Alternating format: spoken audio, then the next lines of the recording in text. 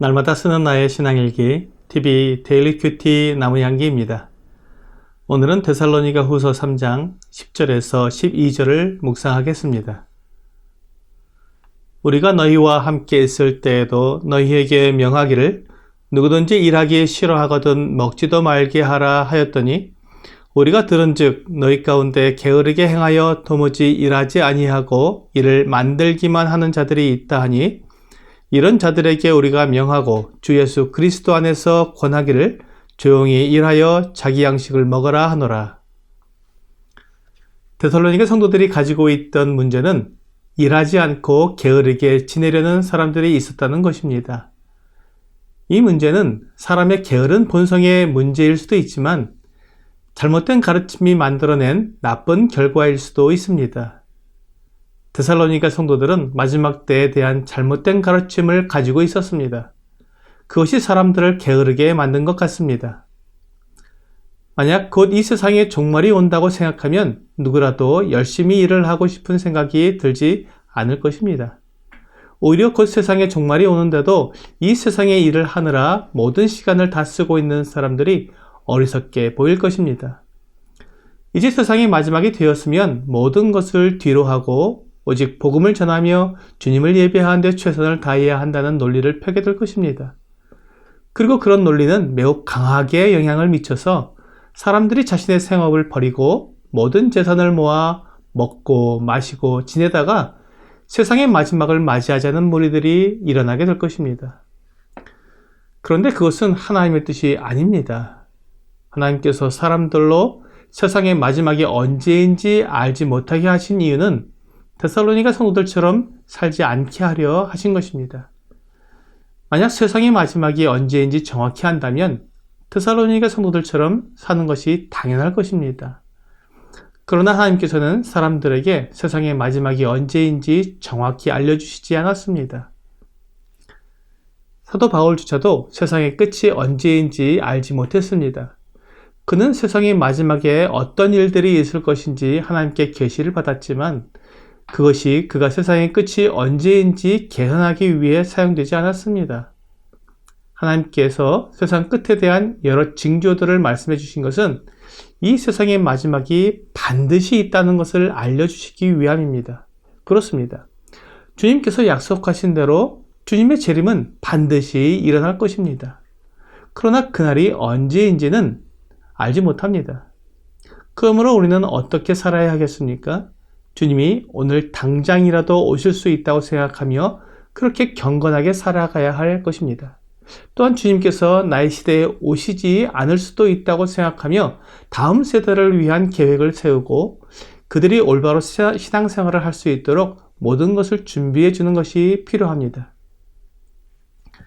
마치 다윗이 성전을 지을 계획을 가지고 모든 것을 준비한 후에 그것을 아들 솔로몬에게 물려주어서 그가 최고의 성전을 지을 수 있게 한 것처럼 우리 시대에 주님께서 오시지 않는다면 우리의 다음 세대들이 최고의 신앙생활을 하려면 무엇이 필요한지 생각하고 그것을 준비해 주는 것이 우리가 해야 할 일일 것입니다. 사도 바울은 디모데 후서를 기록하면서 그가 곧 순교를 당할 것을 짐작하고 있었습니다. 4장 6절과 7절입니다. 전제와 같이 내가 벌써 부어지고 나의 떠날 시각이 가까웠도다. 나는 선한 싸움을 싸우고 나의 달려갈 길을 마치고 믿음을 지켰으니. 그는 자신의 죽음을 예상하면서 디모데에게 고난을 받으며 전도자의 일을 하며 내 직무를 다하라고 앞에 5절에서 말하고 있습니다. 뿐만 아니라 13절에서는 내가 올 때 내가 들어와 가보의 집에 둔 겉옷을 가지고 오고 또 책은 특별히 가죽 종이에 쓴 것을 가져오라고 말하면서 마지막까지 자신의 삶을 살아가는 모습을 보여주었습니다. 그는 아무 일도 하지 않고 놀고 먹으며 문제를 일으키고 싶지 않았습니다. 그에게는 마지막까지 해야 할 일들이 있었던 것입니다.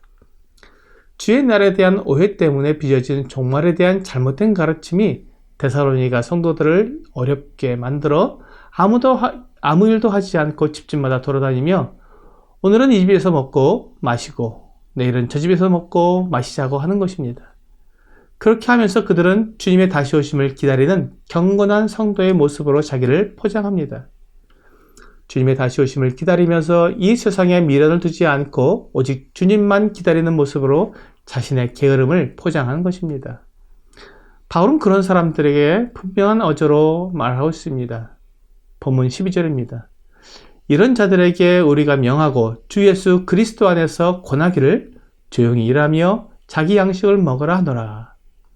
바울은 이런 사람들에게 명령한다고 말합니다. 또한 올바른 길로 돌아오도록 권면한다고 말합니다. 조용히 일하여 자기 양식을 먹으라는 것입니다.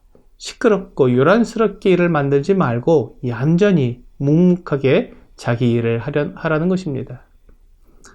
우리는 이 세상에서 자기가 해야 할 일이 있음을 압니다. 그리고 일을 할 수 있다는 것이 매우 행복한 것임을 경험하고 있습니다. 하나님께서는 사람을 창조하신 후에 아무 일도 하지 않게 두신 것이 아니라 처음부터 일을 하게 하셨습니다.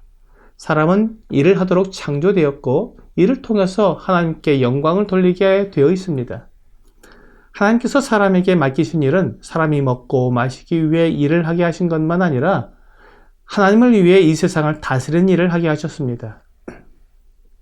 사람이 먹고 마시기 위해 일을 한 것은 범죄한 이후에 사람에게 더해진 것입니다. 그러므로 사람은 가족을 부양하고 먹고 마시기 위해 일을 해야 합니다. 그리고 또한 하나님을 위해 이 세상을 다스리는 일을 해야 합니다. 마지막으로 우리 주님께서 맡겨주신 일이 있습니다. 그것은 이 세상 모든 민족에게 가서 예수 그리스도를 전하는 것입니다. 이 일을 위해 우리가 꼭 선교사가 될 필요는 없습니다.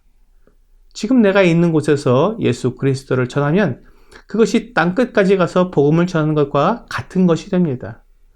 내가 살고 있는 이곳이 땅끝이라고 생각하고 내 이웃에게 복음을 전해야 합니다. 지금 우리 주위에는 주 예수님을 알지 못하고 멸망으로 가고 있는 사람들이 너무나 많습니다. 하나님은 오늘도 그들에게 생명의 복음이 전해지기를 원하고 계십니다. 내가 먹고 마시기 위해 일해야 하는 그 일터에서 만나는 사람들에게 복음을 전하는 것이 오늘날 우리가 해야 할 일이라고 생각합니다. 이 일을 충성스럽게 행하는 사람들에게 하나님은 더 큰 일을 맡겨주실 것입니다. 오늘의 적용 질문을 보겠습니다. 내게 맡겨주신 일들을 인하여 하나님께 감사드려 봅시다. 하나님께서 나에게 일을 맡겨주신 것은 나를 충성되게 여기신 것입니다. 내가 아무 가치도 없는 사람이 아니라 하나님의 도구로서 영광스러운 일을 할 수 있게 하신 것에 감사드립니다. 하나님께서 나에게 맡겨주신 일들에 감사하며 충성하는 여러분과 제가 되기를 주 예수님의 이름으로 기도합니다.